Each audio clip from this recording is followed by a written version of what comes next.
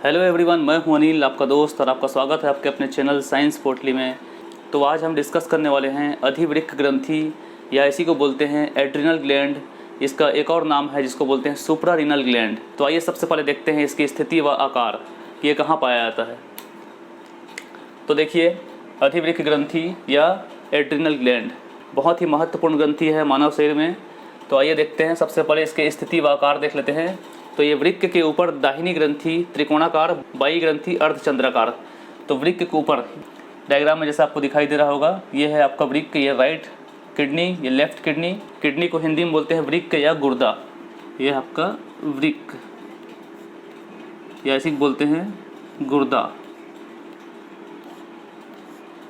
तो ये right kidney, ये लेफ्ट किडनी, दोनों के ऊपर देखिए, ये है आपका राइट किडनी के ऊपर त्रिकोणाकार या त्रिभुज आकार का होता है ये एड्रिनल ग्लैंड, और लेफ्ट किडनी पे ये अर्धचंद्राकार के आकार का ये पाया जाता है। तो इसके बाद देखते हैं एड्रिनल ग्लैंड को कितने भागों में बांटा गया है, या एड्रिनल ग्लैंड कितने पार्ट में बटा होता है। तो एड्रिनल ग्लैंड मुख्य रूप से दो पार्ट में बटा होता है।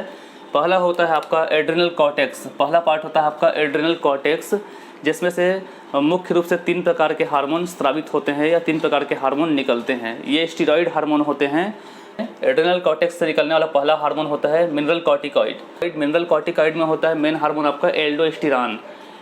एल्डोस्टेरॉन का काम होता है सोडियम और पोटेशियम का नियंत्रण करना। आपके बॉडी में, आपके रक्त में सोडियम और पोटेशियम को कंट्रोल करना या नियंत्रित रखना। दूसरा महत्वपूर्ण आपका सिक्रेशन होता है जो है ग्लूकोकॉर्टिकॉइड। ग्लूकोकॉर्टिकॉइड जो होता है ये रक्त में शर्करा का नियंत्रण करता है और आपका मेटाबॉलिज्म को भी कंट्रोल करता है या उपापचय को भी कंट्रोल करता है। ये मुख्य हार्मोन हो गया आपका कॉर्टिसोल।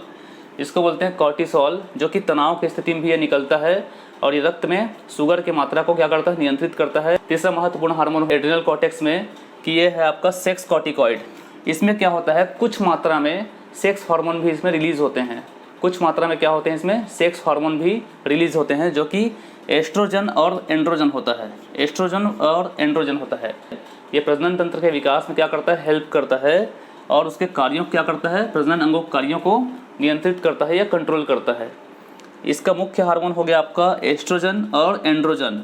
एस्ट्रोजन जो होता है फीमेल हार्मोन होता है, जो कि फीमेल में सेक्सुअल सेकेंडरी कैरेक्टर और उनके विकास के लिए महत्वपूर्ण भूमिका अदा करता है। और दूसरा ये है एंड्रोजन, आपका मेल हार्मोन होता है, जो कि मेल्स में सेक्सुअल सेकेंडरी कैरेक्टर को शो करता है।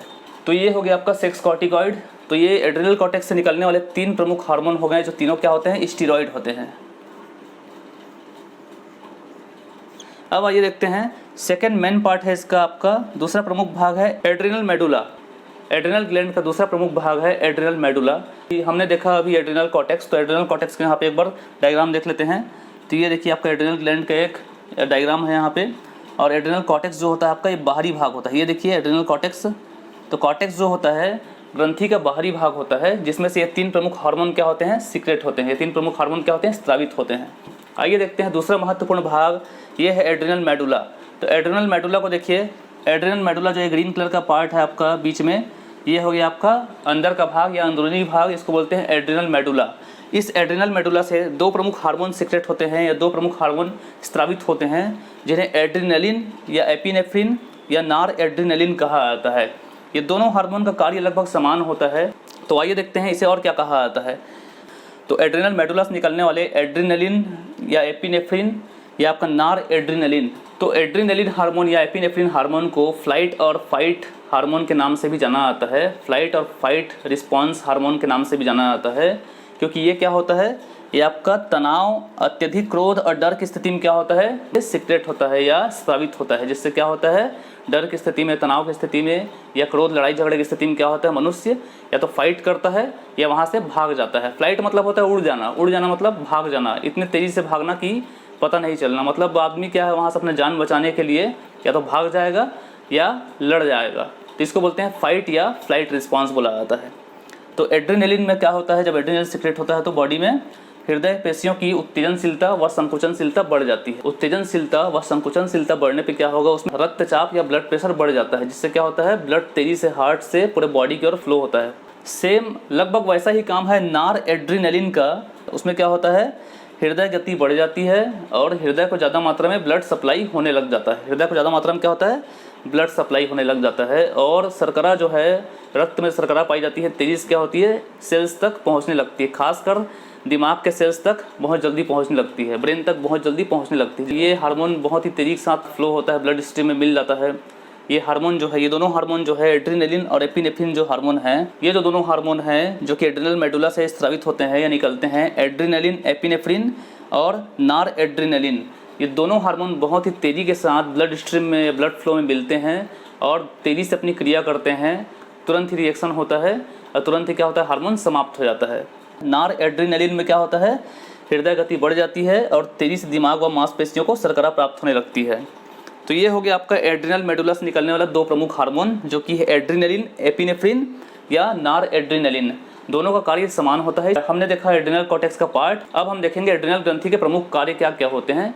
तो देखिए, सबसे पहला प्रमुख कार्य है इसका उपापचय या मेटाबॉलिज्म। सबसे प्रमुख कार्य है एड्रिनल ग्लैंड का मेटाबॉलिज्म, आपके शरीर में मेटाबॉलिज्म को कंट्रोल करना। दूसरा प्रमुख कार्य है एड्रिनल ग्रंथि का, एक और प्रमुख काम है तनाव के समय हार्मोन को तत्काल स्रावित करना ब्लड स्ट्रीम में, ब्लड फ्लो में और प्रतिक्रिया को अंजाम देना। उसके बाद है अगला आपका रक्तचाप या ब्लड प्रेशर पे कंट्रोल करना। रक्तचाप पे कंट्रोल करना, जब भी आप क्रोध में आते हैं या आप डर जाते हैं तो आपका ब्लड प्रेशर सडनली क्या होता है, बढ़ जाता है या कम हो जाता है। ये होता है आपके एड्रिनल ग्रंथि के हार्मोन स्रावित करने के कारण। और देखिए अगला इसका शारीरिक और मानसिक परिवर्तन। तो क्या आपका शारीरिक व मानसिक परिवर्तनों को क्या करता है, ये नियंत्रित करता है। शारीरिक और मानसिक परिवर्तनों को नियंत्रित करता है। तो ये हो गया आपका कार्य। कार्य में हमने देखा उपापचय, इम्यून तंत्र का कंट्रोल, प्रतिक्रिया और तनाव का कंट्रोल और आपका रक्तचाप का कंट्रोल और शारीरिक और मानसिक परिवर्तनों का भी नियंत्रण करना या कंट्रोल करना। तो ये इसका कार्य हो गया एड्रिनल ग्रंथि के द्वारा स्रावित किए गए हार्मोनों का कार्य। अब देखिए, एड्रिनल ग्रंथि अगर हार्मोन कम निकालती है तो भी प्रभावित होता है शरीर, और ज़्यादा अगर निकालती है तो भी शरीर क्या होता है, इससे प्रभावित होता है। तो हार्मोन कम निकालने पर शरीर को क्या प्रभाव पड़ता है, आइए देखते हैं। तो देखिए, हार्मोन की अगर कमी हो जाएगी तो यहाँ क्या होगा, पाचन क्रिया मंद हो जाएगी, भूख कम लगेगा, वजन कम हो जाएगा और रक्तचाप गिर जाएगा, ब्लड प्रेशर कम हो जाएगा। इसको बोलते हैं एडिसन रोग। इस स्थिति को बोलते हैं एडिसन रोग।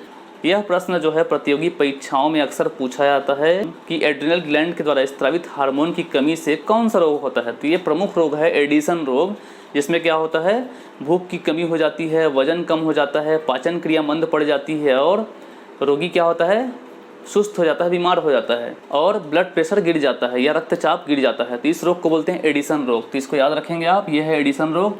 और दूसरा है, यदि यही हार्मोन ज़्यादा मात्रा में निकलने लग जाए, यदि यही हार्मोन ज़्यादा मात्रा में निकलने लग जाए तो उससे क्या होगा, अधिक स्त्रावण से क्या होगा, तो उसका अपोजिट होगा।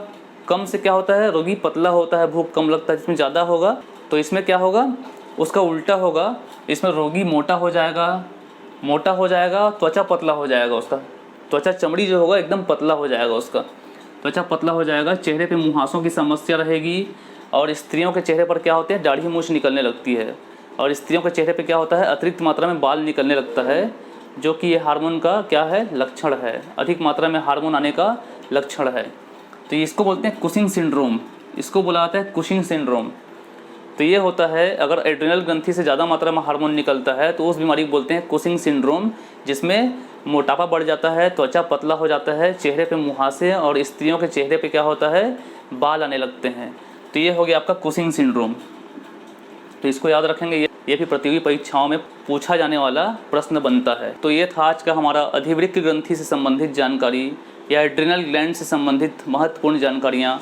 अगर आपको मेरे वीडियो पसंद आता हो तो मेरे वीडियो को लाइक कीजिए, अपने दोस्तों को शेयर कीजिए और आप मेरे चैनल को सब्सक्राइब भी कर सकते हैं। मेरा वीडियो देखने के लिए बहुत बहुत धन्यवाद।